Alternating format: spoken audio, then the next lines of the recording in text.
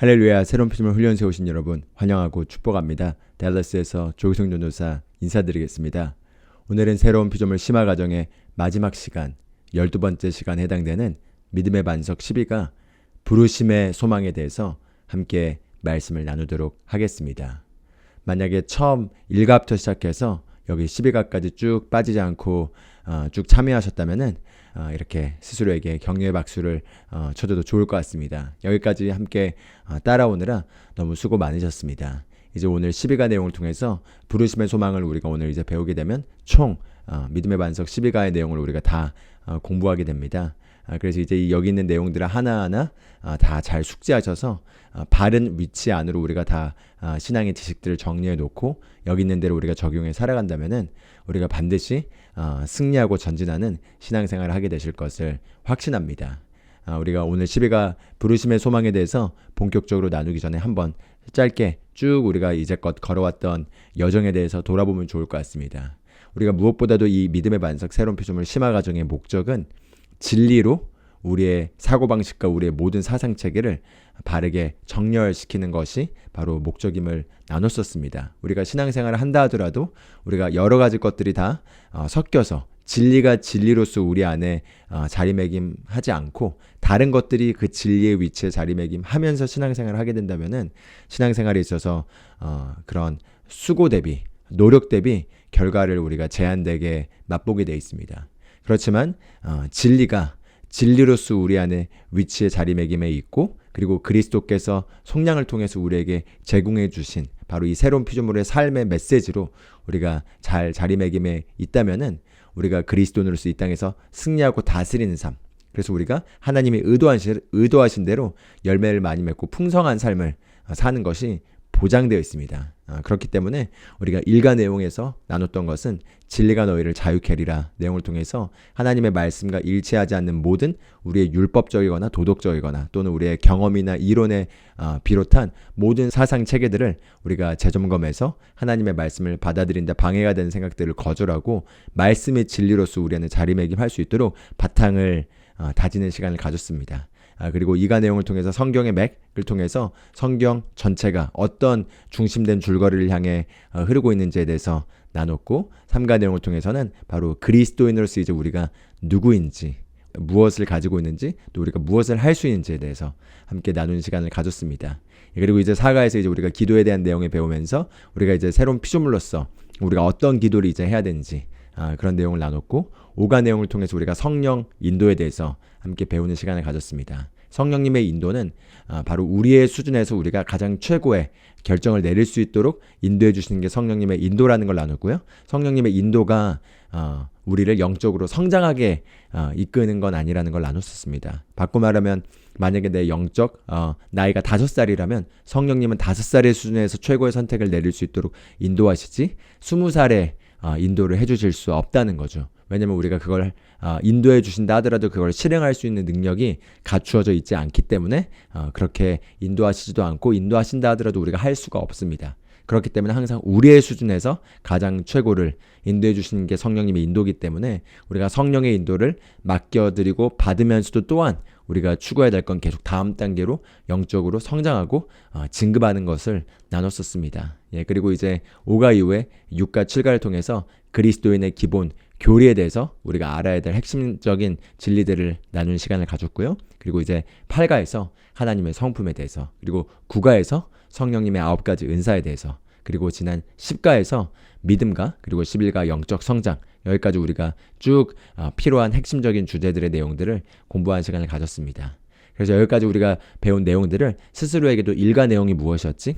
2가 내용이 무엇이었지? 3가 내용이 무엇이었지? 이렇게 복습해 보시면서 다시 한번 그것을 아웃풋 해보시려고 이렇게 자꾸 꺼내보시려고 하면은 꺼낼 때 훨씬 더 내가 그냥 수동적으로 듣는 것보다 많은 것들이 이루어집니다. 그래서 자꾸 꺼내보려고 하시고 그걸 다시 상기해보시고 그리고 만약에 기억이 안 나신다면은 영상을 다시 찾아서 들으시거나 또는 책을 가지고 계신다면은 학습 지침서나 책을 다시 찾아보시면서 그 내용들을 다시 한번 인식해보신다면 그렇게 인식만 함으로도 그 안에 배운 내용들이 다 다시 살아나게 되면서 계속해서 우리가 배우고 적용한 메시지들이 실제가 돼서 우리 삶에 나타나는 것을 경험하시게 될 줄 믿습니다. 그럼 이제 오늘 마지막 부르심의 소망에 대해서 함께 본격적으로 공부해 보도록 하겠습니다. 저희 이 메시지 안에서는 부르심의 소망을 그 표현을 자주 사용합니다. 그래서 이 부르심의 소망에 대해서 정확하게 성경적 용어로서 이 부르심의 소망이 어떤 것을 의미하는지, 그리고 이 모든 그리스도인은 바로 이 부르심의 소망을 쫓아 살아야 되는데요. 그것들에 대해서 한번 말씀들을 봐보도록 하겠습니다. 우리가 일과에서 같이 봤던 성경 구절인데 에베소서 1장을 보면 사도 바울의 계시기도가 나옵니다. 그래서 1장 17절부터 18, 19절까지 이렇게 계시기도 내용이 나오는데 우리 주 예수 그리스도의 하나님 영광의 아버지께서 지혜와 계시의 영을 우리에게 주셔서 첫 번째로는 하나님을 알게 하시고, 그리고 이제 두 번째로 우리 마음의 눈을 밝히셔, 바꿔 말하면 지성의 눈, 이해의 눈을 밝히셔서 부르심의 소망이 무엇인지 알게 하시고, 그리고 성도에게 주신 유업이 얼마나 풍성한지 알게 하시고, 그리고 마지막 네 번째로 믿는 자에게 베푸신 그 능력이 얼마나 크고 위대한지를 알게 하기를 원한다라고 이렇게 기도하고 있습니다. 그래서 이 네 가지 기도 제목 중에 바로 두 번째가 부르심의 소망이 무엇인지를 알게 하시고 이렇게 기도를 하고 있습니다. 그만큼 사도 바울의 이 계시기도에도 열거된 것만큼 부르심의 소망을 우리가 알고 그것을 추구하고 그리고 그것을 성취하는 것은 너무나 중요하고 우리가 이 땅에 사는 이유라고 할 수가 있겠습니다. 우리가 많은 사람들이 항상 우리가 인생을 살면서 수세기에 걸쳐서 나는 누구이고, 그리고 나는 어디에서부터 왔고, 나는 무엇을 위해 살고, 그리고 나는 어디로 가는가, 이에 대한 질문을 철학자들 뿐만 아니라 수세기에 걸쳐서 사람들은 이 질문들을 항상 하면서 살아왔습니다. 나는 누구인가? 나는 어디에서부터 왔는가? 나는 여기에 사는 목적이 무엇인가? 나는 이 생애를 마감했을 때 나는 어디로 가게 되는가? 이런 질문들은 다 누구나 한 번씩은 해보셨을 것입니다. 그런데 우리가 그리스도인으로서 이제 이 질문들에 대해서 명확한 진리 안에서 방향성을 잡고 우리가 살아가지 않고, 이 질문에 대해서 만약에 우리가 다른 것들, 감각적 지식에 의한 세상적인 개념들이 곁들여져서 거기에 대한 정답이 내려져 있다면은 우리가 예수님을 믿고 이 땅에서 분명한 목적을 가지고 부르심의 소망을 이루는 삶을 살아야 됨에도 불구하고 잘못된 것을 쫓아서 살아갈 수가 있습니다. 그렇기 때문에 모든 그리스도인은 부르심의 소망을 알아야 되고, 그리고 그 부르심의 소망을 추구하며 살아가야 되고, 그리고 그 부르심의 소망을 이루어야겠습니다. 그만큼 우리가 부르심의 소망이 중요하고 그것이 우리가 사는 이유라고 할 수 있겠는데요. 내가 왜 사는가? 그리고 내가 무엇을 위해 사는가? 비슷한 질문 같지만 내가 왜 사는가? 그리고 나는 무엇을 위해 살고 있는가? 이 두 가지 질문에 대한 응답을 제공해 주는 것이 바로 부르심의 소망이라고 할 수 있겠습니다. 그래서 우리가 부르심의 소망을 생각한다면은 첫 번째로 우리가 먼저 인식해야 될 건요, 바로 우리는 이 세상에 살지만 이 세상에 속한 자가 아니라는 것입니다. 우리 요한복음 17장 말씀을 한번 보길 원합니다. 그리스도인으로서 우리가 어디에 속하였는지를 먼저 분명하게 잡아야지 이 부르심의 소망의 질문의 그 실타래가 풀어지기 시작합니다. 요한복음 17장에서 16절 예수님이 하신 말씀을 한번 봐보겠습니다. 내가 세상에 속하지 아니한 것 같이 그들도 세상에 속하지 아니하나이다. 이렇게 얘기하고 있습니다. 내가 세상에 속하지 아니한 것 같이 그들도 세상에 속하지 아니하였나이다. 우리는 모두가 다 예수님께서 이 세상에 속하지 않은 분이란 것에 대해서는 우리가 의심의 여지 없이 잘 알고 있습니다. 예수님께서 로고스로서 하나님으로서 계시다가 동정녀 마리아에게 성령으로 말미암아 잉태하셔서 이 세상에 보내졌죠.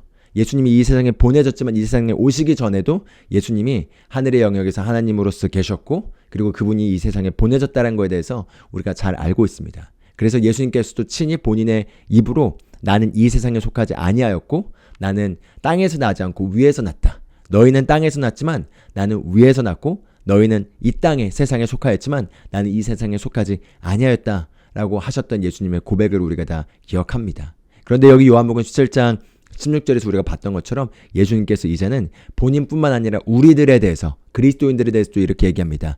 내가 세상에 속하지 아니한 것 같이 그들도 세상에 속하지 아니하나이다. 그리고 18절에 보면 이렇게 얘기합니다. 아버지께서 나를 세상에 보내신 것 같이 나도 그들을 세상에 보내었고, 이렇게 얘기하고 있습니다. 할렐루야. 그렇습니다. 우리가 예수님을 구주로 모셔드리고 우리가 예수님을 믿고 구원받게 된 순간 우리가 거듭나게 된 거죠. 거듭났다라는 건 다시 태어났다는 건데 하나님으로부터 우리가 다시 태어나게 됐습니다. 그래서 하나님으로부터 다시 태어난 순간 성경은 그가 우리를 흑암의 권세에서 건져내사 사랑의 아들의 왕국으로 옮기셨다라고 얘기합니다.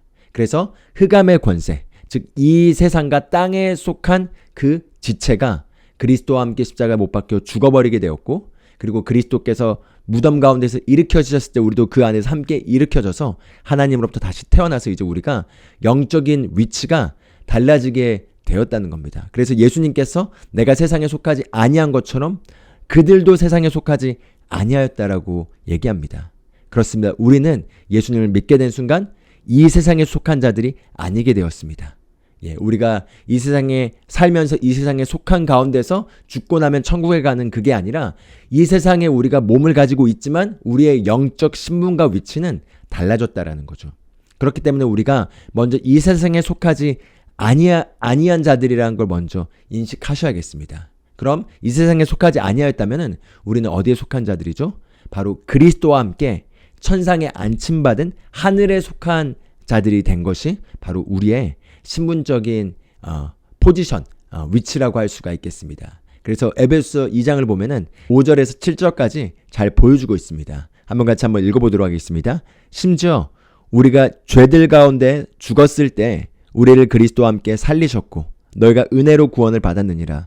또 함께 일으키사 그리스도 예수님 안에서 우리를 하늘의 처소들에 함께 앉히셨으니 이것은 그분께서 그리스도 예수님을 통해 우리에게 베푸신 친절 속에 담긴 자신의 은혜의 지극히 풍성함을 다가오는 시대들 속에서 보여주려 하심이라 이렇게 얘기하고 있습니다.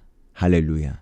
네, 우리가 예수님을 믿고 거듭난 순간 우리가 그리스도와 함께 일으켜져서 그리스도와 함께 천상의 자리에 함께 앉힌바 되어서 우리는 더 이상 이 세상에 속한 자들이 아니라 하늘에 속한 자들이 되었고 땅에 속한 자가 아니라 하늘에 속한 자들이자 영적 영역에서 하늘이 바로 우리의 본향이 된 위치에 있게 된 것이 바로 우리의 실제적인 영적 신분이라고 할 수가 있겠습니다. 그래서 비록 우리가 몸은 이 땅에 가지고 있지만 우리의 본성과 우리의 영적 신분의 위치는 옮겨졌다라는 거죠. 마치 예수님께서 이 땅에 사시면서 이 땅에 걸으실 때 너희는 세상에 속하였지만 나는 세상에 속하지 아니하였고 너희는 땅에서 났지만 나는 위에서부터 났다 라고 예수님이 말씀하신 것과 똑같은 일이 우리에게도 일어났다는 것입니다. 그래서 우리가 이렇게 생각해 보면 좋겠습니다. 예수님께서는 굳이 본인의 권세를 증명하실 필요가 없었습니다. 이미 예수님은 마귀들보다 이 세상에 있는 어떤 권세보다 뛰어나시고 위대하신 분이셨습니다. 그런데 예수님께서 이 땅으로 내려오셔서 권세를 행사하시다가 십자가에서 죽으시고 장사되시고 3일 만에 부활하시고 하늘로 승천하시면서 정사와 권세와 주권과 모든 이 세상의 영적 권위들을 무너뜨리시고 이기신 것을 보여주고 있습니다. 그런데 왜 그럼 예수님께서 그러실 필요가 없는데 그걸 하신 거죠? 바로 우리의 위치에서 우리를 위해서 우리와 하나가 되셔서 그 일을 이루신 것입니다. 그래서 그 결과 우리가 바로 그 예수님의 위치에 참여하여서 그와 같은 권세와 능력과 그 유업을 누릴 수 있게 하기 위해서 예수님이 이 일을 하신 거라는 거죠. 그래서 성경을 보면은 보화를 발견하고 밭을 통째로 사게 된 일화가 나옵니다. 바로 하나님이 하늘은 하나님께 속하였지만 땅은 사람에게 속하였고 사람이 이 땅에서 하나님이 주신 권세를 잘못함으로 말미암아 사단에게 빼앗기게 되었고 사단의 지배 아래서 노예가 되었는데 예수님께서 오셔서 자신의 핏값으로 땅 전체에 있는 그 숨겨져 있는 보물들인 영혼들을 구원하기 위하여 영혼들을 사기 위하여 전체를 사버리신 겁니다. 그래서 사버리셨기 때문에 예수님을 통하여 이제 모든 인류들이 구원받을 수 있게 되었고 예수님을 통하여 이 땅에서 우리가 예수님의 상속 유업을 이을 자로 누릴 수 있는 위치로 있게 된 것이 그리스도께서 우리에게 제공해 주신 구원의 혜택이라고 할 수가 있겠습니다. 그래서 우리가 예수님을 믿게 된 순간 우리는 더 이상 세상에 속한 자들이 아니라 이제 우리는 하늘에 속한 자들이 되었고 그리고 거기에서 더 나아가서 아까 요한복음 17장 18절 말씀에서 봤던 것처럼 아버지께서 나를 세상에 보내신 것 같이 나도 그들을 세상에 보내었다라고 얘기하는 것을 볼 수 있습니다. 예수님께서 저와 여러분을 이 세상으로 보내셨다라는 거죠. 아버지께서 예수님을 이유 없이 그냥 소풍 다녀오라고 보내신 것이 아닙니다. 아버지께서 예수님을 이 땅에 분명한 목적을 가지고 부르신 그 목적을 이루도록 그래서 그 부르심의 소망을 성취하도록 예수님을 보내셔서 예수님이 그 일을 완성하셨습니다. 그래서 예수님은 부르심의 소망을 완성하셨는데 마찬가지로 예수님도 저와 여러분을 이 세상에 부르셨다는 거죠. 이 세상으로 부르셔서 그 부르심의 소망인 목적을 완수하고 다시 아버지께로 돌아오도록 우리를 보내셨다라고 분명하게 얘기를 하고 있습니다. 할렐루야.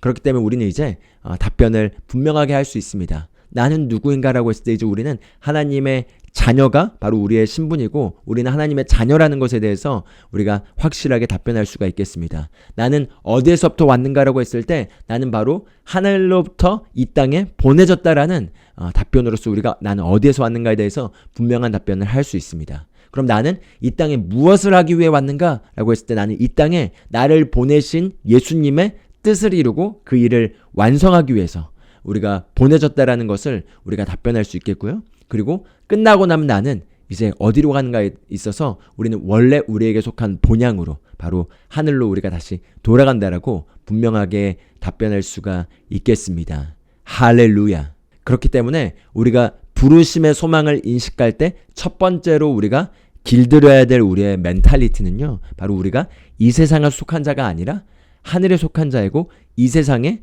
분명한 목적을 이루도록 우리가 보내졌다라는 것입니다. 우리가 그냥 여기에 이유 없이 그냥 이 땅에서 그냥 즐기고 살다가 가려고 그냥 사는 것이 아니라 하나님께서 분명한 목적을 이루도록 우리를 지으셨고 보내셨고 부르셨다라는 겁니다. 그래서 우리는 그 부르심을 알고 성취하고 완성한 이후에 우리가 분명하게 다시 돌아갈 곳이 있다라는 걸 인식하는 가운데서 우리가 부르심의 소망에 대해서 한번 답변을 해봐야겠습니다. 그렇기 때문에 우리는 이 세상에 속한 자들이 아니라는 거죠. 그럼 이 세상에 속한 자들이 아니라면 이 세상에 속한 자들이 사는 방식과 추구와 삶의 목적과 우리는 확연히 다른 방식과 목적과 추구가 있어야겠죠.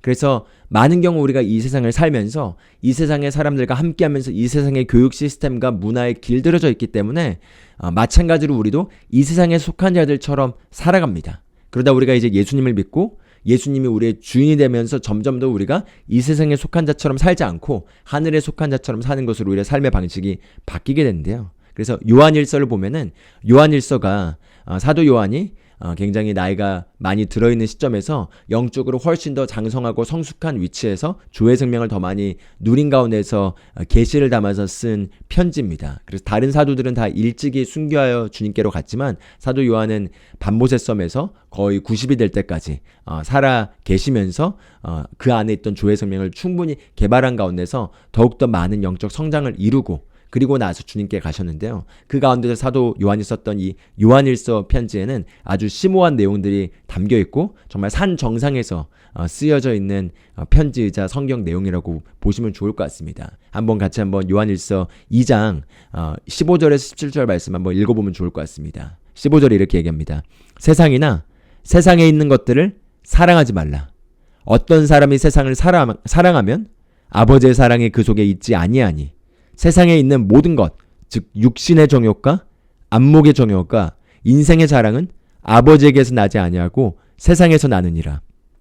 세상도 그것의 정욕도 사라지되 오직 하나님의 뜻을 행하는 자는 영원토록 거하느니라. 이렇게 얘기하고 있습니다.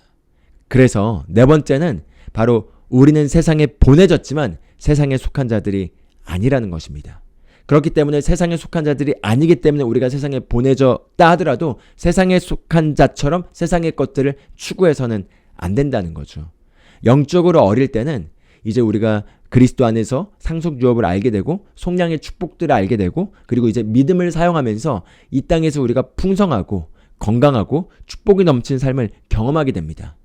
그래서 이제 영적으로 어린아이일 때는 이 믿음을 사용해서 그리스도 안에서 주신 축복들을 누리고 이 세상에서 누릴 수 있는 것들을 누리는데 이제 청소년기로 넘어오는 청소년들에게 이런 얘기를 하는 겁니다.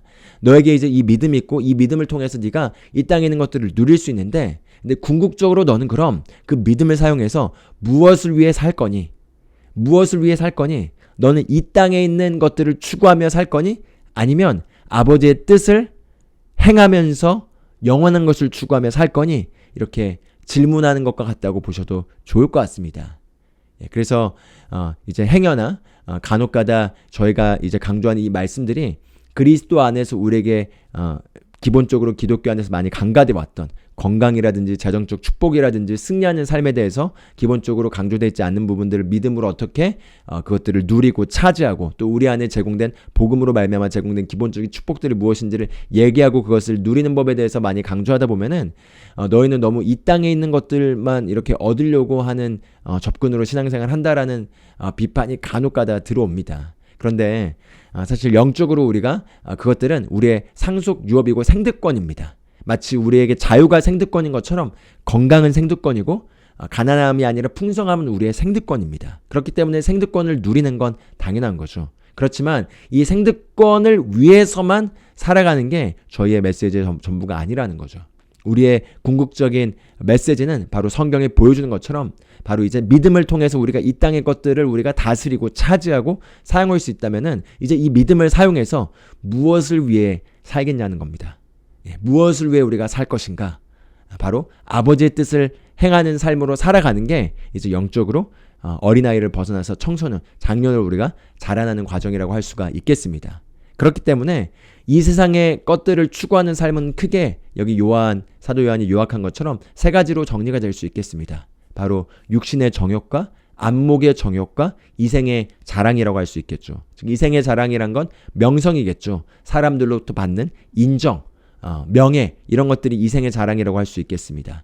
거기에는 나의 학벌, 교육, 사람들이 나를 어떻게 인식하는지 이런 모든 것들 포함되어 있는 거겠죠. 그리고 이생의 자랑을 우리가 얘기했지만 안목의 정욕은 눈에 보이는 아름다워 보이는 이 땅에 있는 모든 것들, 그리고 육신의 정욕이라 했을 때는 그게 성적인 욕구나 또 음식의 욕구나 또 육신의 편안함의 욕구나 이 모든 것들이 다 포함될 수 있겠습니다. 그래서 그런 것들이 하나님이 우리에게 마땅히 누리도록 우리에게 기본적으로 주어진 것들이 있지만 그러나 그게 전부인 것처럼 그걸 추구하며 살아가선 안 된다라는 거죠.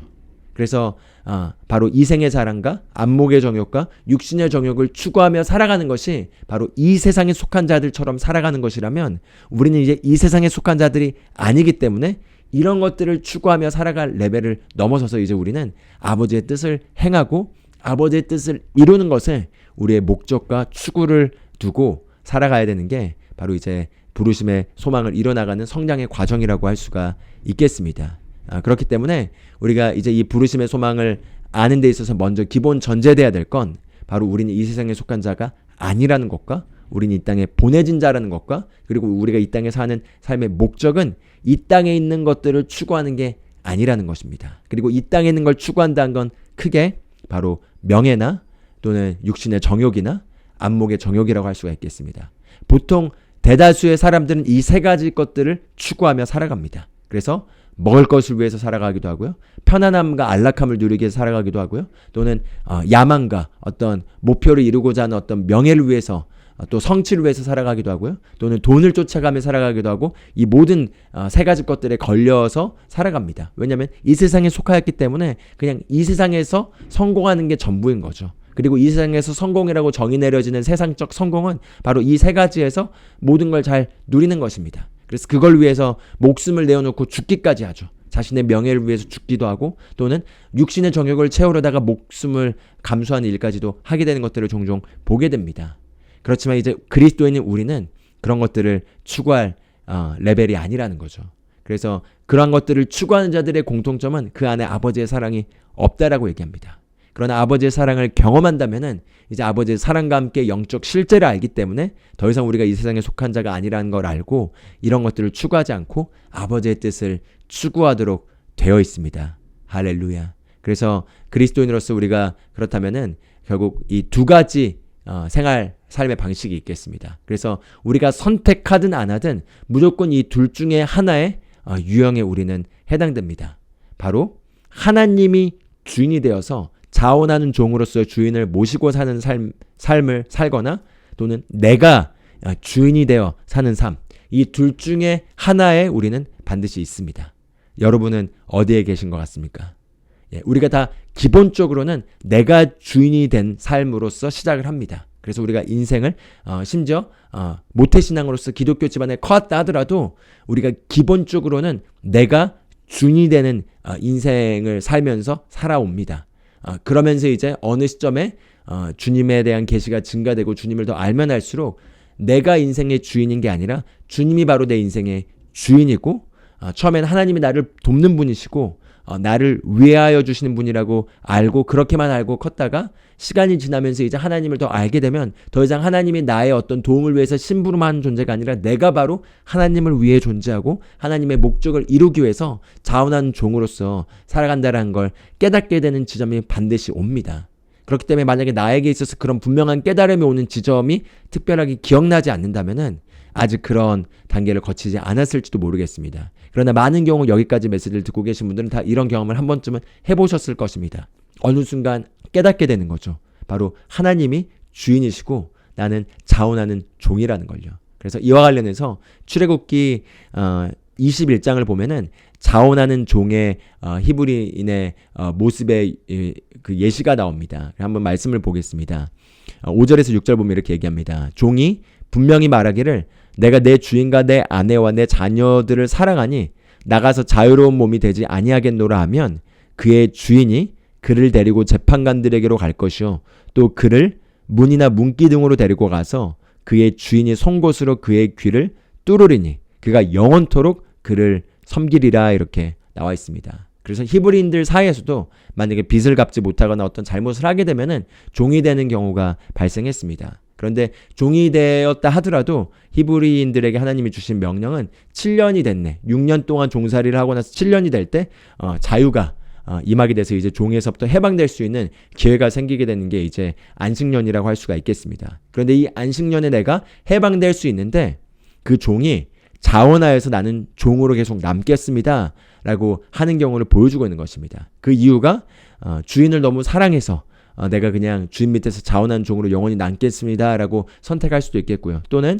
종으로서 살면서 결혼을 하다가 애도 낳고 그런데 아내나 자녀는 아직 마찬가지로 노예 신분이다 보니까 내가 아직 그 여전히 남아있기로 선택한 걸 수도 있겠습니다. 그 이유가 무엇이든 이 자원하는 종의 모습을 예시로 보여주고 있는 거죠. 근데 성경에선 이 자원하는 종이 이렇게 선택을 할 경우에는 그의 귀를 뚫어서 아마 귀걸이의 유래가 여기서 시작된 것 같습니다. 뚫어서 영원히 그를 섬기겠다는 표식을 남겨야 된다고 얘기를 하고 있습니다.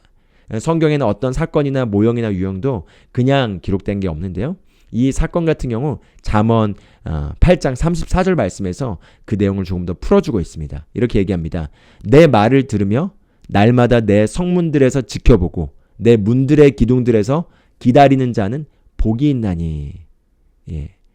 자원하는 종으로서 바로 문설주에서 주인에게 귀를 기울이고 주인이 어떤 말을 하실지를 여쭤보고 듣고 그것을 받들여서 자원하는 마음으로 그것을 섬기는 종의 모습을 보여준 것인데요. 바로 예수님을 믿고 자유함을 경험하던 저와 여러분이 이제 자원하는 마음으로 예수 그리스도를 주님으로 모셔드리면서 섬기면서 우리가 그분의 자원하는 종으로서 그분을 섬기는 어떤 모습의 유형을 보여주는 것이라고 할 수가 있겠습니다. 그래서 우리가 예수님을 정말 이렇게 진실되게 주인으로 모시게 되는 사건이 일어나게 되면은 이제 왕자에서 자리를 잡고 있던 내 인생의 주도권을 잡고 있던 나의 위치에서 내가 거기에서 내려오고 바로 그리스도께서 그 왕자에 앉게 되고 나는 그분을 섬기는 위치, 그분을 서빙하는 위치에 있게 된 것이 바로 우리가 이제 하나님을 주인으로 모시고 사는 삶으로 전환이 일어난 것이라고 할 수가 있겠습니다. 그래서 저에게도 이와 같은 사건이 분명하게 일어난 것을 정확하게 지금도 기억합니다.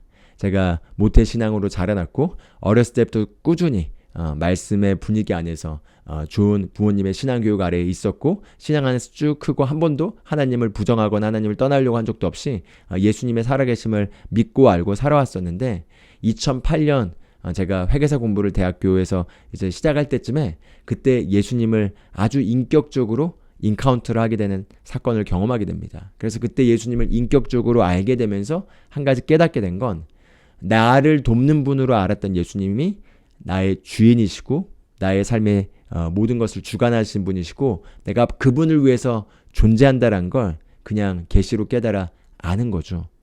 그래서 그분의 임재가 너무나 압도적이고 그분에게서 흘러나오는 사랑과 의가 너무나 강권적이기 때문에 제가 자원해서 제가 제 인생의 왕좌에서 내려와서 주님 앞에 무릎 꿇고 내 인생의 모든 것을 주님께 드리고 내가 주님을 위해서 살고 주님이 나를 향해 계획하신 그 삶을 이루기 위해서 살겠다고 결단하고 헌신하고 제 인생을 정확하게 내가 주인된 삶에서 주님이 주인된 삶으로 전환시켰던 사건을 정확하게 기억합니다. 그래서 그때 그런 결정을 내리고 난 이후에 제가 주님을 이제 섬기는 삶으로써 주님이 나를 위해서 어떤 것들을 계획하시고 어떤 것들을 이끄실까를 늘 여쭤보면서 삶을 살았기 때문에 이제 주님께서 본격적으로 저의 부르심의 소망을 이루는 위치로 가기 위해서 저를 안내해 주시고 인도해 주시기 시작하는 것들을 경험하게 됐습니다. 그래서 우리가 부르심의 소망을 알기 위해서는 첫 번째로는 바로 우리 인생의 주인이 바로 내가 아니라 하나님이 되어야 되고 하나님이 나의 주인으로서 내가 자원하는 종의 심령의 상태, 그리고 이 땅의 것들을 사랑하지 않고 그리고 이 땅에 속한 자가 아닌 자처럼 이 땅에 보내진 자처럼 자신을 인식하는 상태라는 전제 조건이 있을 때 우리가 더 분명하게 우리를 부르신 주님의 부르심의 소망을 알게 되고 추구할 수 있게 됩니다. 그럼 여섯 번째로 부르심의 방향은 무엇일까요? 우리가 이 땅에서 예수님을 믿고 구원받은 순간 우리가 이제 구원을 받았죠. 그런데 우리가 구원을 받았고 이 땅에 살지만 이 땅은 여전히 아직 믿음의 선한 싸움을 해야 되고 사단의 역사들이 여전히 지배하고 있고 그리고 예수님께서 지상의 천년왕국으로서 다스리시기 전까지는 여전히 사단의 임대차 계약이 남아있기 때문에 저항들이 있습니다. 그런데 하나같이 천국을 다녀온 그런 경험을 하신 분들의 공통적인 특징은 천국을 맛보고 나면 그냥 이 땅의 것들이 미련도 없고 생각도 나지 않고 돌아가고 싶어 하지도 않게 된다는 거죠. 그만큼 천국은 아름다운 것이고 너무나 좋은 것입니다. 그럼 우리가 예수님을 믿고 나면은 바로 그냥 천국에 가면 되는데 천국에 바로 가지 않고 이 땅에 우리가 남겨진 이유가 무엇일까요? 그것과 우리의 부르심의 소망이 연결되어 있습니다. 우리를 바로 천국으로 데려가셔서 거기서 우리가 다 가장 좋은 것들을 그냥 누리고 안식하고 평안하게 살면 되는데 이 땅에 여전히 남겨진 이유는 바로 우리를 통해서 다른 영혼들이 구원을 받아야 하기 때문입니다. 왜냐하면 예수님께서 영혼들을 구원하기 위해서 이 땅에 육신으로 오셨죠. 그리고 바로 영혼을 구원하는 건 오직 인간에게만 주어진 특권입니다. 그렇기 때문에 하나님께서 영혼들을 구원하고 싶어도 사람들을 필요로 하십니다. 그뿐만 아니라 하나님께서 뜻이 하늘에서 이루어진 것처럼 땅에서도 이루어지기 위해서는 땅에서 그냥 저절로 이루어진 게 아니라 땅은 사람에게 주셨기 때문에 사람이라는 통로를 필요로 합니다. 그래서 그리스도인들을 필요로 하시고 이 그리스도인들을 통해서 하나님의 뜻과 계획이 실현되고 이루어지도록 되어 있습니다. 그렇기 때문에 두말할 것 없이 우리가 이 땅에 남겨진 이유, 바로 천국으로 가지 않고 남겨진 이유는 바로 예수 그리스도의 복음을 전파하며 영혼들을 그리스도께로 인도하는 것이라고 할 수가 있겠습니다. 그렇기 때문에 우리의 모든 사람들의 부르심의 기본적인 소망의 방향성은 복음 전파라고 할 수가 있겠습니다. 그게 바로 우리가 이 땅에 남겨진 이유고 그게 바로 우리가 이 땅에서 아직 복음을 듣지 못한 자들에게 그리스도께서 고귀하게 흘리신 피와 값진 속량사역을 통해서 제공해 주신 그 복음의 혜택을 알리기 위해서 우리가 존재하는 게 기본적인 우리 삶의 방향성인데요. 그런데 그리스도인의 삶의 방향성은 복음 전파이지만 그러나 그 안에서 우리의 부르심으로서 우리의 역할은 각각 다를 수가 있습니다. 왜냐하면 모든 사람들이 동일하게 부름받지 않았고 각자가 다 고유하게 조금도 똑같은 부르심 없이 다 다르게 부름받았기 때문인 거죠. 그래서 우리가 첫 번째로 명심해야 될 건 모든 그리스도인은 각자만의 독특한 부르심이 있다라는 겁니다. 그래서 저는 저에게 하나님의 부르심의 소망이 있고 이건 제 아내와도 대체될 수 없는 것입니다. 제 아내는 제 아내에게 하나님의 부르심의 소망이 있는 거죠. 제 자녀들에게는 자녀들에게 하나님이 각자에게 부르심의 소망이 있는 것이고 이와 마찬가지로 모든 사람들이 다 DNA가 다르고 모습이 다르고 개성이 다르고 다 다른 것처럼 부르심도 다 다릅니다. 그런데 하나님께서 모든 사람들을 부르셨다라는 거죠. 그래서 모든 그리스도인들에게는 각자만의 하나님이 부르신 부르심의 소망이 있다는 걸 알아야 하고요. 그리고 그 부르심의 소망을 그럼 우리가 어떻게 알 수 있냐? 이것을 아는 것은 사실은 크게 어렵지 않습니다. 내가 무엇보다도 영적으로 성장하면서 내가 영적으로 성장하는 과정 속에서 내 영 안에서부터 어떤 메시지의 은혜를 많이 받는가를 통해서 나의 부르심이 어느 쪽에 있는지를 확인해 볼 수가 있습니다. 그래서 내가 만약에 영혼을 구원하는 메시지와 영혼 구령에 대해서 타오르고 거기에 자꾸 은혜를 받고 거기에 자꾸 눈물을 흘리고 거기에 자꾸 감동을 받는다면은 나의 부르심이 영혼 구원을 직접적으로 하는 그 분야와 더 연결돼 있을 것입니다. 그런데 내가 만약에 헌금 메시지만 나오면 거기에 은혜를 받고 헌금에 대한 성경의 내용이 나올 때마다 흥분하게 되고 어떻게 하면 내가 물질을 사용해서 더 많은 하나님의 왕국에 기여할까라는 쪽에 은혜를 더 많이 받게 된다면은 아마도 복음 사업가로서 부르심이 있을 수가 있겠습니다. 또 어떻게 하면 영혼을 잘 목양하고 또 그리스도인들이 정말 건강하고 승리하고 정말 다스리는 삶을 살지에 대한 그런 말씀의 은혜를 받고 거기에 정말 그 눈물을 흘리고 거기에 대한 영혼을 잘 돌보고 섬기는 것에 대한 그런 은혜가 쏟아진다면은 그럼 내가 목자로서 영혼들을 잘 섬기고 돌보는 것에 또 부르심과 은혜가 있을 수가 있겠습니다. 이런 것처럼 내가 어떤 메시지를 들었을 때 그 메시지에 어떤 반응을 내가 하는가에 따라서 우리의 부르심을 우리가 유추해보고 찾아갈 수 있다는 거죠. 그래서 데이브 로버스 목사님 같은 경우는 두 가지를 통해서 너의 부르심을 체크해 볼 수 있다. 너가 어떤 것에 눈물을 흘리느냐, 그리고 너가 어떤 것에 화가 나느냐. 여기서 육신적인 화를 얘기하는 게 아니라 거룩한 그런 정의로운 화가 어떤 것에서 나타나느냐. 이 두 가지에서 너의 하나님이 부르신 그 부르심을 찾을 수 있다라고 얘기해 주셨는데요. 어떤 사람 같은 경우는 치유에 대해서, 아픈 사람들에 대해서 더 거룩한 분노가 일어나고 거기에 대해서 긍휼함이 있고 그렇게 은혜가 있을 수 있겠습니다. 그렇다면 조금 더 치유 사역을 하는 쪽으로 부르심이 있을 수가 있겠죠. 또 어떤 사람은 교회 안에서 잘 다른 사람들을 섬기는 것에 있어서 그렇게 거기에 은혜를 받고 거기에 있어서 그게 섬김이 제대로 되어 있지 않을 때 거기에 대해서 어떤 공의로운 분노가 일어나면서 그것들을 내가 잘 채우게 하려고 하고 하는 그런 마음이 나타난다면 그런 쪽에 또 부르심이 있을 수가 있겠습니다. 그렇기 때문에 우리가 어떤 메시지의 은혜를 잘 받는가? 를 통해서 우리가 부르심을 확인해 볼 수 있고요. 부르심에는 어떤 부르심이 더 좋고 어떤 부르심이 더 나쁘고 이런 게 없이 다 하나님 앞에서 우리 각자가 받은 부르심이 다 각자에게 가장 최고의 부르심이라는 거죠. 우리가 흔히들 목사나 선교사나 사역자나 이런 사역으로 부름받은 부르심이 더 고귀하고 더 좋은 것이라고 우리가 생각하게 되는 경향이 있는 것 같습니다. 그러나 하나님의 눈에는 그렇지 않다는 거죠. 모두가 각자가 받은 그 부르심이 하나님에겐 최고이고 그리스도의 몸 안에서 우리 모두가 다 없어서는 안 될 가장 중요한 부르심으로서 우리가 그 직분을 받았습니다. 그렇기 때문에 나는 나에게 있어서 최고 부르심은 다른 사람의 부르심이 아니라 나를 하나님이 부르신 그 부르심을 찾아서 그걸 이루는 게 나에겐 가장 최고라는 거죠. 어떤 사람의 부르심이 불어 보이고 그게 사모된다 하더라도 하나님 나를 그런 모양으로 부르시지 않고 다른 모양으로 부르셨다면 그 다른 모양으로 부른 그게 나에게는 최고인 것입니다.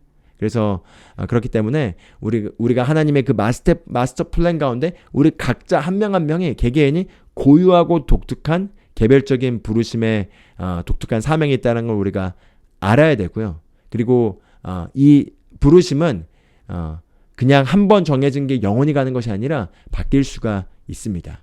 바뀐다는 것은 내가 맡은 일에 신실하고 충성되고 성장하면은 내가 지금 맡겨진 이 부르심에서 다음 단계로 진급해서 다음 단계의 부르심으로 우리가 올라갈 수 있다라는 거죠.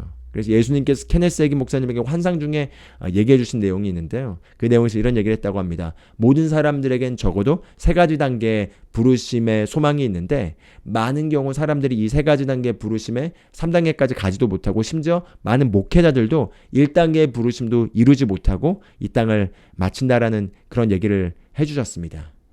그런데 케네스 해긴 목사님 같은 경우도 목회를 하고 계셨는데 예수님께서 너를 목회로 내가 부르지 않았고 내가 너를 교사로서 부르셨다라고 얘기를 하시고 나중에 이제 때가 됐을 때 이제 교사로서 쓰시는데 해긴 목사님의 인생 전체에서 마지막 10년 동안 하셨던 일들의 사역의 결과가 그 전에 하셨던 많은 세월 동안 하셨던 것보다 훨씬 더 많은 영향력과 많은 결과와 열매를 냈습니다.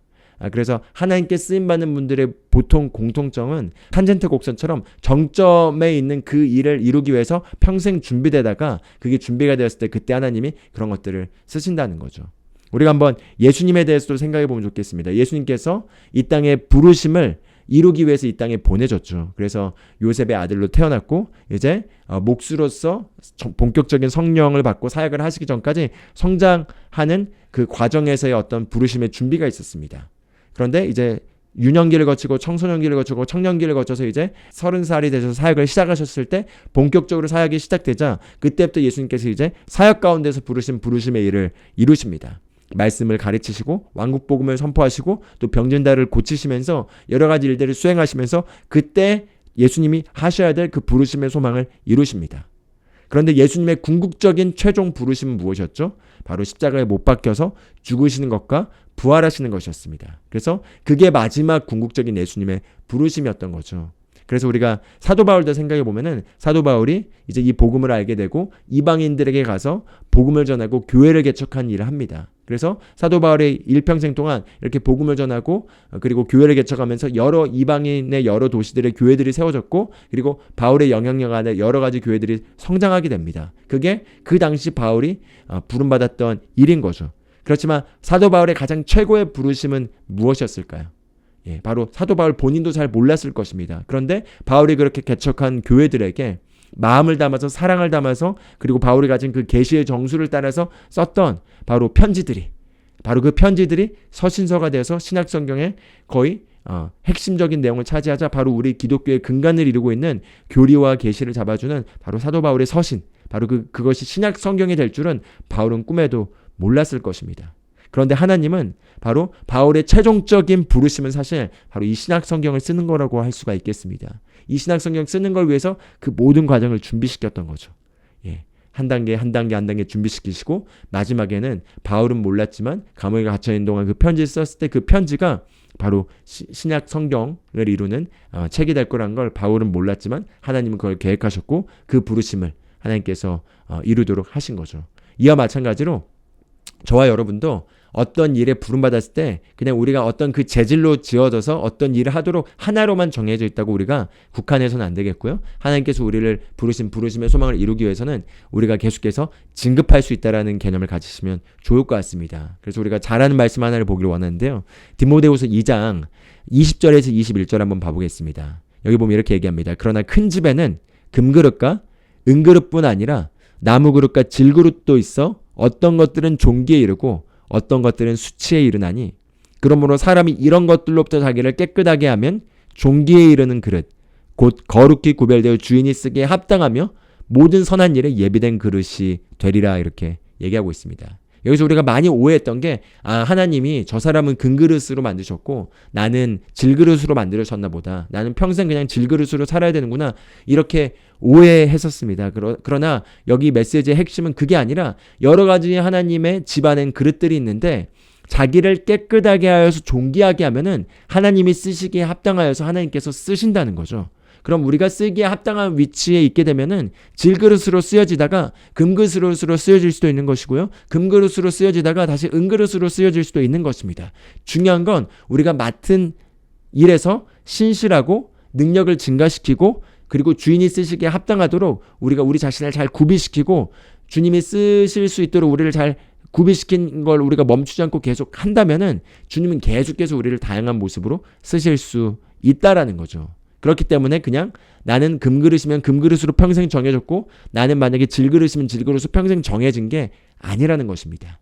그래서 그건 주님이 쓰시기에 달려있는데 그러나 우리의 역할에서 우리가 해야 될 건 우리 자신을 깨끗이 하고 그래서 거룩하게 구별해서 주인이 쓰시기에 합당하게 하도록 하기만 한다면 주님은 우리를 계속해서 쓰실 수 있다는 거죠. 그렇기 때문에 우리가 이 부르심의 소망을 이룬 데 있어서 핵심은 무엇이냐? 단지 부르심의 소망을 아는 것만으로 충분하지 않습니다. 그 부르심의 소망을 이룰 수 있는 능력을 갖추고 그 부르심의 소망을 이룰 수 있도록 우리가 태도와 우리의 자세와 모든 영역에서 우리가 준비되도록 하는 것이 더 중요한 요소라고 할 수가 있겠습니다. 왜냐하면 준비가 되지 않는다면 주님이 쓰실 수 없는 거죠. 그러나 우리가 준비가 되고 그리고 계속 우리가 성장한다면 계속해서 다른 모양으로 우리를 쓰실 수 있게 됩니다. 만약에 사도 바울도 그렇게 부름을 받았지만 어느 시점에 그렇게 준비되지 않고 그렇게 하지 않았다면 지금 우리가 알고 있는 사도 바울이 아니었겠죠. 그렇지만 바울이 계속해서 진급하고 주님 앞에서 끝까지 신실하게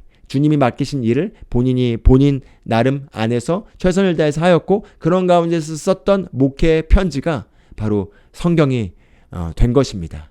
할렐루야. 그렇기 때문에 우리가 주님께서 우리를 부르셨을 때 우리 각자에게 부르신 그 부르심의 소명을 이루기에 필요한 모든 능력과 자질과 재능과 필요한 모든 자원들은 이미 다 예배해 두셨습니다. 우리 안에 이미 있다는 거죠. 그렇기 때문에 우리는 능력이 이미 있기 때문에 부족하지도 않고 없는 것도 아닙니다. 그렇기 때문에 우리가 해야 될 건 당장 다 나타나 있지 않고 다 이루어진 게 아닌다 하더라도 그냥 매 순간 매사에 최선을 다하면서 한 단계 한 단계 주님 앞에서 우리가 옳게 행하고 신실하게 행하고 발전하는 것이라는 거죠.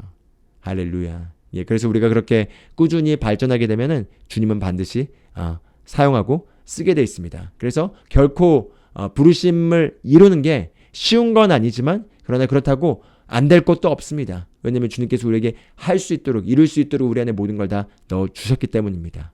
할렐루야. 예, 그래서 우리가 그걸 인식하면 좋겠고요. 그래서 우리가 7번째로 이제 그런 부르심을 따라갈 때 주의해야 될 점이 두 가지가 있습니다. 바로 첫 번째는 우리가 절대 우리의 부르심을 다른 사람과 비교해서는 안 된다는 것입니다. 방금 전에도 나눴지만 각자가 고귀하게 부름받은 부르심의 소명이 있기 때문에 나에게 있어서 최고의 부르심은 하나님이 나에게 부르신 그것을 내가 이루는 게 나에겐 가장 최고인 것입니다. 그래서 우리가 절대 다른 사람과 비교할 필요도 없고 오히려 다른 사람이 잘하고 있다면 그걸 우리가 격려하고 우리가 칭찬하고 우리가 높여야 된다는 거죠. 왜냐하면 사실은 하나님이 하나님의 사실은 계획 가운데 우리를 필요에 따라서 사용하는 거고 궁극적인 건 하나님의 그 큰 일이 완성되는 것입니다. 거기에 우린 모두가 다 하나의 부속분처럼 쓰여지는 거라는 거죠. 그렇기 때문에 내가 무언가를 더 잘하고 다른 사람이 잘 못했을 때 기분이 좋다라는 건 사실은 하나님의 왕국의 사고방식이 아니라는 거죠. 왕국의 사고방식에선 누가 잘하고 있다면 그게 모두가 우리 전체 하나님의 계획을 확장하고 있는 거기 때문에 우리가 모두 기뻐해야 될 일이고 우리가 격려해야 될 일입니다. 그리고 모두가 다 각자 다른 부르심을 가지고 있기 때문에 우리가 절대 비교할 필요도 없고 경쟁할 필요도 없고 그저 우리가 격려하면서 우리에게 맡겨진 개인의 경주를 달려야 된다는 거죠. 그래서 절대 비교하면 안 된다는 걸 첫 번째로 나눴고요. 두 번째는 눈에 보이는 열매에 우리가 절대 현혹돼선 안 되겠습니다. 예, 그래서 이 분야는 저도 계속해서 다시 점검하고 있는 분야인데요. 많은 경우 우리가 보이는 열매를 보고 쉽게 흥분하기도 하고 쉽게 실망하게 되기도 합니다. 그런데 보이는 열매가 다가 아니라는 거죠. 그래서 우리가 계산하는 어떤 성공의 방법과 하나님이 계산하시는 성공의 방법은 많이 다릅니다. 그렇기 때문에 실제로 우리가 기독교 안에서 우리가 생각하는 저 사람은 사역에서 정말 성공했어. 저 사람은 정말 대단한 열매를 맺고 훌륭하신 분이야라고 하는 게 실제로는 하나님의 계산 방법에서는 전혀 그러지 않을 수가 있습니다. 우리는 많은 경우 눈에 보이는 숫자나 눈에 보이는 어떤 뭔가 실체적으로 보이는 그런 것들에 열광하게 되는 경향이 있죠. 그렇지만 하나님은 전혀 그렇지가 않습니다. 그렇기 때문에 우리가 여기에 대해서 결단을 해야겠습니다. 눈에 보이는 열매에 현혹되는 것이 아니라 나는 하나님이 나에게 시킨 그것들을 내가 하나님 앞에서 바르게 충성되게 그리고 맡겨진 일에 신실하게 말씀의 방향을 따라 잘 하고 있는가. 이걸 우리가 늘 체크하셔야겠습니다. 그래서 여기에 대해서 좋은 예시가 바로 사도 바울입니다. 만약에 눈에 보이는 그 열매로만 평가를 했다면은 사도 바울이 정말 인생을 걸쳐서 그렇게 많은 핍박을 당하면서 열심히 교회 개척하고 제자들을 훈련하고 눈물로 밤낮으로 훈계하고 그들을 했는데 로마의 네로 황제가 갑자기 기독교인들을 핍박하기 시작하면서 바울이 세웠던 많은 교회들에 있는 사람들도 다 핍박을 무서워해서 순교를 당하거나 도망가거나 그리고 데마도 세상을 떠나고 디모데후서를 보면은 다 떠나고 너밖에 안 남았다. 이게 사도 바울의 사역의 말미의 결론이었습니다. 그렇기 때문에 눈앞에 보이는 열매로만 따지면은 사도 바울은 주님 앞에 서기 전에 이 땅에서 결과를 평가했을 때 뭐야? 나 이렇게 열심히 다 했는데 그냥 이 핍박 앞에 다 떠나가 버렸어? 이것밖에 안 돼? 난 이게 결과인 거야? 이런 식으로 좌절했을 수도 있겠죠. 그렇지만 바울에게서 어떠한 좌절의 모습도 우리는 찾아볼 수 없습니다. 왜냐하면 바울은 모든 것들을 하나님 앞에서 행했고 그가 평가하는 방식은 하나님의 평가 방식으로 재고 있었기 때문에 하나님 앞에서 내가 나에게 시킨 그 일을 나는 완수하였고 내가 일을 다 마쳤고 나는 이제 주님 앞에 갈 준비가 되었다라고 얘기하는 바울의 담대한 고백을 볼 수 있습니다. 그리고 바울은 이방인들에게 복음을 전하라는 그 사명을 내가 끝까지 완수하였고 그래서 모든 민족에게 복음이 전파될 거라는 것을 하나님께서 능히 이루실 줄 믿는다는 걸 끝까지 포기하지 않았습니다. 그리고 정확하게 바울의 고백대로 바울이 예상하지도 못한 바로 바울이 썼던 편지가 성경에 되어서 이렇게 지금까지 이 세상에 가장 많은 열매를 맺는 그런 책이 됐습니다. 그래서 그 누구보다도 많은 열매를 맺은 사람은 사도 바울일 것입니다. 왜냐하면 그가 쓴 성경책이 지금도 우리에게 역사하고 있기 때문인 거죠. 예, 그렇기 때문에 사람의 계산 방법으로는 바울이 실패한 것처럼 보이지만 하나님의 계산 방법에선 바울은 그 일을 잘 완수하였고 그리고 그게 반드시 열매로서 나타난 것을 우리가 볼 수 있습니다. 그렇기 때문에 우리가 결단하고 계속해서 끊임없이 추구해야 될 건 눈앞에 보이는 어떤 결과에 따라서 우리가 업앤다운 하는 것이 아니라 이게 하나님이 시키신 일인가? 그리고 나는 이걸 하나님 앞에서 하도록 하는 게 맞는가?에 대해서 우리가 하나님의 눈을 의식하면서 올바로 곧게 바른 것을 꾸준히 충성되게 하나하나 신실하게 해나가는 것이라고 할 수 있겠습니다. 할렐루야. 그래서 8번째가 바로 이 부르심의 소망을 이룬 데 있어서 핵심은 맡은 일에 충성하는 것입니다. 맡은 일에 신실한 것입니다. 그래서 우리 고린도전서 4장 2절 말씀을 보겠습니다. 이렇게 얘기합니다. 또한 청지기들에게 요구되는 것은 신실한 사람으로 드러나는 것이라 이렇게 얘기하고 있습니다. 예, 청지기들에게 요구되는 것은 신실한 사람으로 드러나는 것이라는 거죠. 예, 그래서 우리가 누구와 비교할 것도 없고 우리는 다 주님 앞에서 개인적으로 계수를 하게 돼 있습니다. 그래서 우리에게 요구되는 건 바로 주님이 나에게 맡긴 거에 대해서 신실한 사람으로 드러나라는 거죠. 그래서 우리가 절대 누구랑 비교할 필요도 없고 그리고 우리가 좌절할 필요도 없고 우리를 부르신 주님을 신뢰하면서 신실하게 우리가 끝없이 신실한 자로 발견되기로 추구하면서 앞으로 나가야겠습니다. 그래서 마태복음 25장의 달란트 비유를 보면은 우리가 이제 10달란트, 5달란트, 그리고 1달란트를 주고 그리고 이제 주님께서 다시 돌아오셨을 때 어떤 결과를 맺었는지를 이제 계수하신 장면을 통해서 주님이 어떤 식으로 우리를 평가하는지를 볼 수 있습니다. 그런데 5달란트와 10달란트를 가진 자가 동일하게 2배의 수익률을 남깁니다. 그래서 5달란트는 5달란트를 추가로 더 남기고 10달란트는 10달란트를 추가로 더 남기는데 근데 거기에 있어서 주님께서 평가하시는 평가의 방식이 10달란트와 5달란트에게 똑같은 문자 하나 틀림없이 똑같은 방식으로 칭찬을 해줍니다. 왜냐하면 수익률에 있어서는 똑같기 때문인 거죠. 그래서 10개가 5개보다 더 많은 걸 남겼지만 그 사람은 10개를 가지고 있었고 5개를 가진 사람은 5개를 가지고 있었기 때문에 주님이 평가를 내릴 때는 동일한 평가를 내린 겁니다. 그렇기 때문에 우리가 달란트라고 생각했을 때 그냥 우리가 재질, 능력만 생각할 수 있지만 우리가 예수님을 어느 시점에 믿었는지 그리고 나는 어떤 것들이 맡겨졌는지 또 어떤 메시지가 나에게 맡겨졌는지 어떤 사람들이 나에게 보내줘서 내가 축복들을 받았는지 이 모든 것들이 사람마다 다릅니다. 그렇기 때문에 예수님을 내가 처음으로 믿은 세대일 수도 있겠고요. 어렸을 때부터 말씀으로 잘 무장되고 훈련될 수 있는 기회 가운데서 자라난 세대일 수도 있겠습니다. 그렇다면 받은 게 다른 거죠.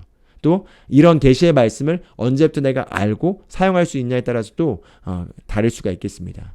그렇기 때문에 적어도 이 말씀을 듣는 저와 여러분은 정말 한국 기독교 안에 귀한 메시지를 우리가 듣고 알게 된 위치에 와 있기 때문에 우린 조금 더 받았습니다. 그래서 조금 더 받았다면 이걸 우리가 이제 옳게 사용해서 더 많은 열매를 주님 앞에서 우리가 맺어야 될 책임이 있겠죠. 그래서 그것도 우리가 주님 앞에서 계수하는 거지만 내가 정말 이런 능력 있는 복음을 알기 전에 어떤 신앙생활을 살았는지를 돌아보면서 그러면서 내가 이로 말미암아 얼마나 변화가 가능케 되었는지를 다시 한번 되돌아보면서 우리가 더 많은 걸 받았다면 더 많은 것을 요구하실 것이기 때문에 거기에 맞게 우리가 주님 앞에서 전진하고 달려가야겠습니다. 할렐루야.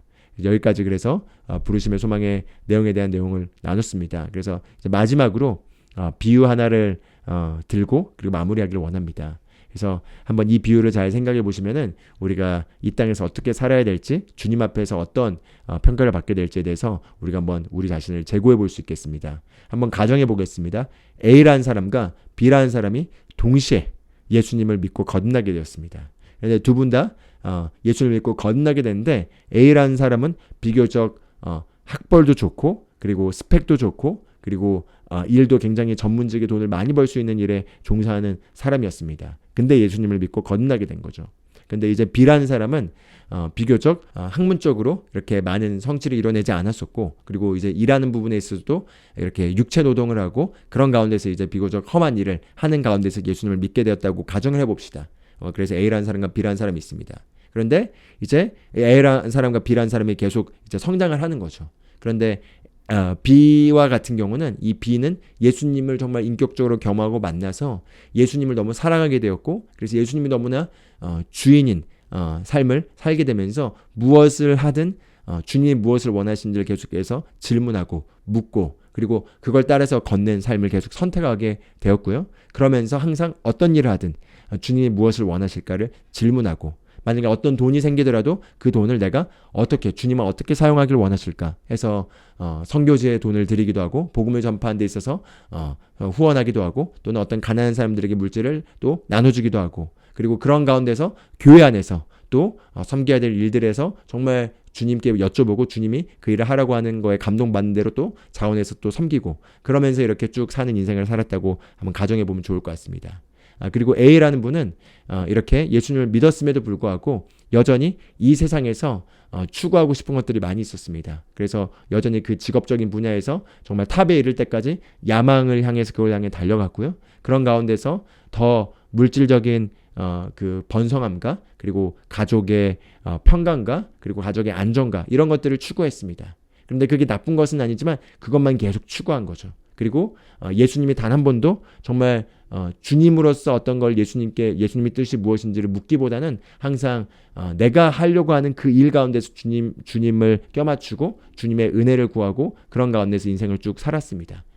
교회 안에서 섬김도 있었지만 그 섬김의 중심과 동기 안에는 정말 그리스도의 몸인 교회를 섬기고 예수님을 섬기기보다는 교회 안에서의 어느 정도의 인정과 평판, 사람들 안에서 좋은 평판을 받는 그런 것들이 숨은 동기 안에 껴있어서 그런 가운데서 그런 걸 위해서 섬겼습니다. 그런 가운데 이제 인생을 쭉 살면서 이 땅의 것들을 계속해서 추구하고 양보하지 않고 쭉 살아간 거죠. 그래서 이 A라는 사람과 B라는 사람이 이렇게 인생을 마무리하고 주님 앞에 가게 되었다고 한번 가정해 봅시다. 주님 앞에 섰을 때 그럼 다 우리가 그리스도의 불심판대를 통과하게 됩니다. 그런데 A라는 사람은 이 땅에서 가지고 간 것이 아무것도 없습니다. 왜냐하면 다 땅의 것들이었기 때문인 거죠. 그래서 불을 통과하고 났을 때 본인 말고는 남는 게 아무것도 없는 것입니다. 그런데 B라는 사람은 불을 통과했는데 이 땅에서 주님을 위해서 영원한 가치를 위해서 또 이 B라는 사람을 주님께서 부르신 그 부르심의 소명을 이루고 갔기 때문에 그 불을 통과했는데 너무나 많은 것들이 남아있는 것입니다. 그래서 너무나 많은 것들이 남아있고 그걸 보고 놀란 겁니다. 자기도 알지 모르는 너무나 많은 사람들이 나타나서 당신 덕분에 내가 구원받았고 당신을 보낸 물질로 내가 구원받을 수 있었고 이런 얘기들을 하는 거죠. 그래서 좀 극단적인 예시이긴 하지만 바로 이 두 가지 예시를 통해서 우리가 정말 이 땅에서 무엇이 정말 성공한 삶이고 무엇을 우리가 추구하고 살아야 되고 그리고 우리가 주님 앞에 섰을 때 그 불을 통과했을 때 어떤 것이 남는지에 대해서 우리가 다시 한번 재고해보고 생각해 볼 수가 있겠습니다. 그래서 우리 모두 이 부르심의 소망을 찾고 발견하고 이뤄나가서 예수님 심판석 앞에 섰을 때 그리스도의 심판석 앞에 섰을 때 그 불을 통과했을 때 불을 통과하고 난 이후에도 너무나 많은 것들이 남겨진 가운데서 아름답고 놀라운 모습으로 주님 앞에 발견되고 주님께서 잘했다 착하고 충성된 종아 너가 이 작은 일에 신실하였기 때문에 내가 너에게 이제 더 큰 것을 맡긴다 라는 주님의 말씀을 듣고자 하는 갈망 가운데 우리가 부르심의 소망을 완수하는 그런 여정을 마치고 주님 앞에 서면 좋겠습니다. 여기까지 우리가 오늘 부르심의 소망 내용을 같이 함께 공부했고요. 이렇게 쭉 전체적으로 12가의 내용을 다 함께 공부했습니다. 이제 신앙생활 하다 보면은 막 말씀의 은혜를 받고 열정이 넘칠 때도 있지만 또 어느 시점이 되면은 이것이 좀 다운된 것 같고 좀 다시 의기소침해지거나 열정이 예전 같지 않을 때가 있습니다. 그런데 그럴 때 막 새로운 것을 추구하려고 하는 것이 아니라 다시 기본으로 돌아가셔서 우리가 기본으로 알고 있다고 생각한 것들을 다시 한번 꺼내서 그것들을 묵상하고 그것들을 반복하고 그것들을 우리 안에 다시 자리매김하면은 진리에서 흘러나오는 능력이 우리를 항상 다시 뜨겁게 만들어주고 우리가 주님을 추구하고 나아가게 합니다. 그렇기 때문에 여기 있는 이제 내용들을 잘 마스터하셔서 본인에게도 잘 적용하실 뿐만 아니라 또 다른 사람들을 그리스도께로 인도하셨다면 또는 이 진리를 모르고 있다면은 이런 진리의 내용을 또 함께 가르치는 것에 또 참여하셔서 말씀을 더 많이 깨닫고 여기 있는 내용들이 더 실제화되는 것들을 경험하게 되실 것을 축복합니다. 할렐루야. 여기까지 같이 말씀 나눴고요. 기도하고 마무리하길 원합니다. 하나님 아버지 감사합니다. 주님께서 우리를 이 땅에 목적을 가지고 부르셨습니다. 지금 우리 마음의 눈을 여셔서 우리가 부름받은 그 부르심의 소망이 무엇인지를 깨달아 알게 해주시길 원합니다. 주님 감사합니다. 우리 마음속 심령 깊숙한 곳에서 우리를 지으시고 우리를 부르셔서 살게 하신 그 목적대로 살고자 하는 강한 열망 가운데 그것들을 추구하고 땅의 것들을 추구하지 않도록 하는 거룩한 결단이 안에서 일어나게 하여 주시니 감사드립니다. 우리가 정말 주님의 뜻을 행하고 그 뜻을 이룬 가운데 부르심의 소망을 다 완수하고 주님 앞에 사명을 다한 가운데 우리가 서길 원합니다. 우리의 심령의 결단을 들어주시고 그리고 우리가 맡겨진 일에 충성할 때 주님께서 신실하셔서 반드시 우리를 진급하시고 다음 단계로 우리를 이끌어주시고 우리의 영향력을 증가시켜주시고 우리가 행한 일들에 대해서 많은 열매를 맺도록 주님께서 계속 배후에서 역사하시고 일하고 계심에 감사드립니다. 주님 감사드립니다. 예수 그리스도의 이름으로 기도합니다. 아멘. 아멘. 감사합니다.